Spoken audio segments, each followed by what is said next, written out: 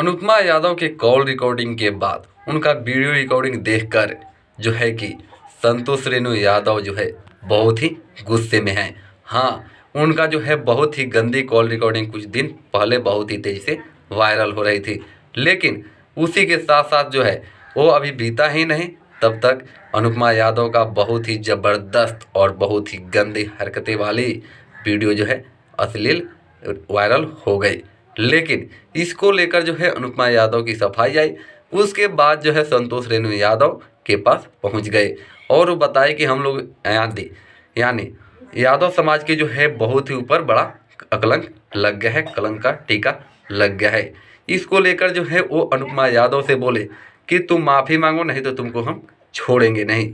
यानी सब गलती अनुपमा यादव में है। अनुपमा यादव गलत लोग के साथ में रहती है, इसलिए इनकी जो है ये सब गलत हरकतें जो है कि वायरल हो रही है, जिसको लेकर संतोष रेणु यादव उनको वार्निंग दी है, चेतावनी दी है कि जल्द से जल्द लाइव आकर पूरी यादव समाज से माफ़ी मांगे, अन्यथा जब तक हम छोड़ेंगे नहीं।